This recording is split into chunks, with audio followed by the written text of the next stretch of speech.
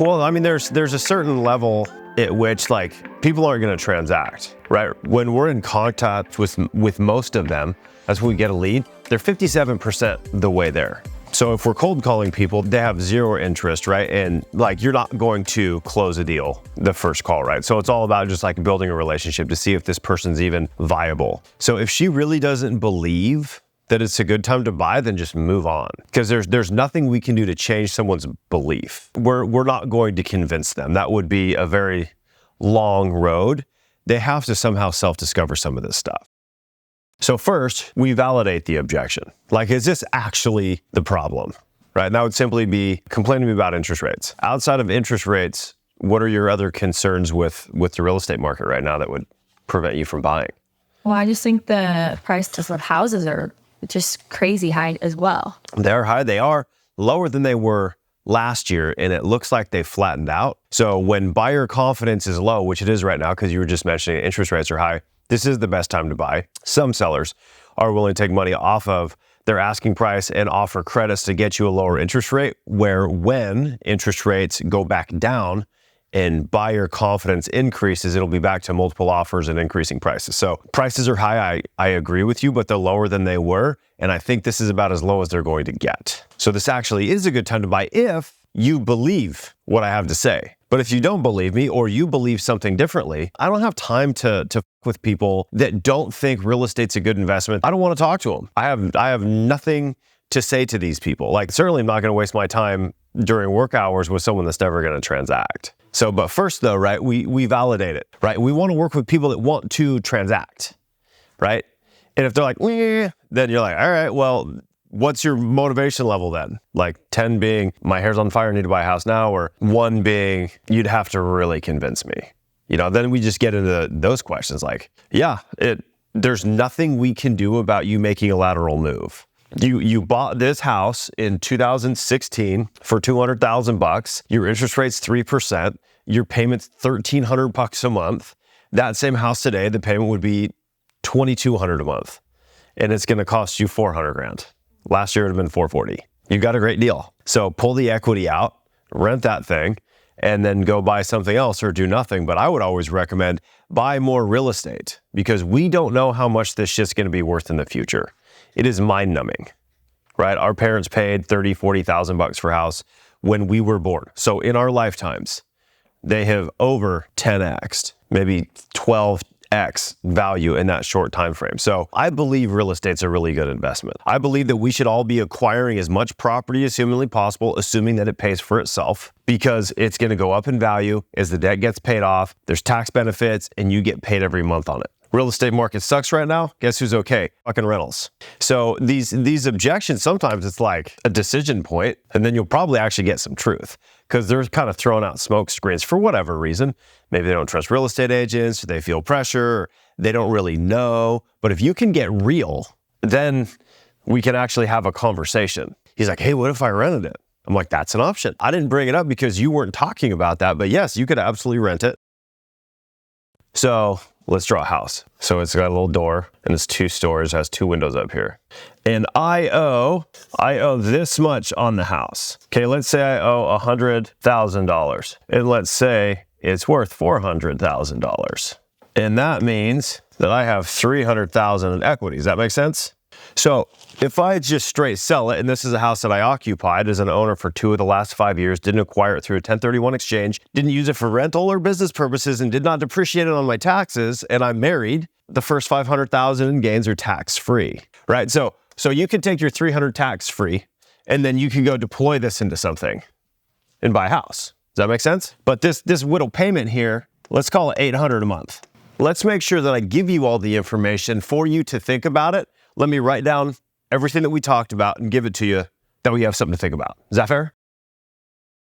When people say they need to think about it, that should be your trigger that you haven't written them up. Because if they do really want to think about it, and that's a fair thing. Like, they may want to think about it for a myriad of reasons, but our job as salespeople is to move them forward. Make sure you're always writing them up, and let that, I need to wait, I need to think about it, I need to talk to my wife. Ooh, I need to write you up, because if you're actually going to think about it, let's give you something to think about.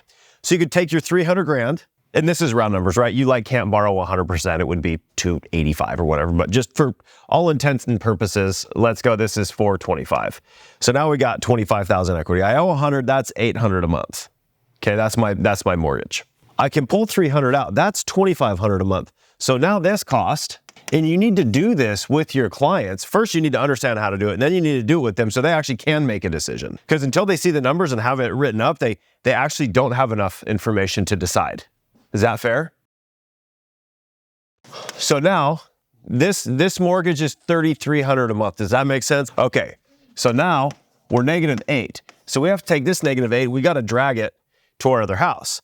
And then the question is, we put 300 down on it, and now we have 800 a month in payments that this house isn't going to carry, right? This house will net me 2,500 a month, but that leaves me in the whole 800 a month.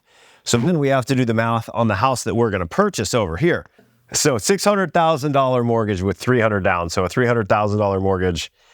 Taxes and insurance is $2,700. 27,800, that would be $3,500 a month total cost. Now the cool thing is I own this real estate still. It's paying for itself. The debt's getting paid down over time. But then that now, right? Our people, Autumn, can make a decision. Does this make sense to you? This would be the other option. Hey, if you buy the next house that's 600, you're going to be out 3,500 a month. So in a lot of people, depending on what their risk tolerance is, you'd be like, okay, I'm going to go from a very simple, humble, I'm in a great spot. My mortgage is $800 a month. Then I'm going to leverage that, which means risk, right? Because if I don't make this payment, then the bank can, like the little thing that grabs a teddy bear and take it, okay? The payment on this house is now going to be $3,300, right? Because you have a $2,500 second and an $800 first. We can rent it out for $2,500 a month. But then the reality is now you're going to have a $2,700 mortgage and you're still going to have $800 because of this $300. Would you be comfortable with a $3,500 a month payment net cost and knowing that you're on the hook for both of these? Do you think it'll go up over time? Are these going to be worth it in 10 years if I do this, you think? Yes, I do. I really, really do. And when rates go down, all these payments will go down. So then maybe that turns into a 0 and this turns into a 2. Then you go from $3,500 to $3,200 a month. But also what happens is your rent goes to 27, which drops this to something else. This is where I'm falling apart. I think then that turns to 27, and then this turns into a 2, and this turns into 29, and then in a couple years, rent's gonna go up again, and then at some point, this goes away because it's paid off, and then we refi this, and it goes down, right? Because if rates go down, maybe you would refi the whole thing into a 6%, 30 years instead of having 2 mortgages. And rent's gonna go up and values are gonna go up. See, that's the stuff that we don't think about. So that would be, we could have a conversation though, right? I think right now, if we get stopped by the objection, it's valid, and then we lay down, then all the 100 calls to make the 10 contacts, to have 5 real conversations, and all of them have the same objection. We say, yep, you're right, see ya.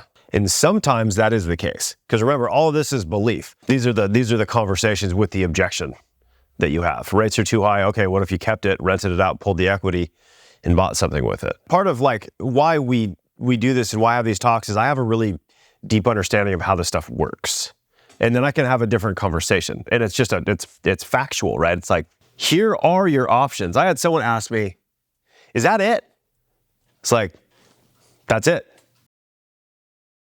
So understand that, right? Low rates, high buyer confidence, multiple offers, increasing values. High rates, low buyer confidence, decreasing or flat values in more amenable sellers. Because what I'm finding right now for me personally in my business is I can sell my listings, but they're all dependent on someone else selling their listings. Yeah, dude, we got a house to sell. Okay.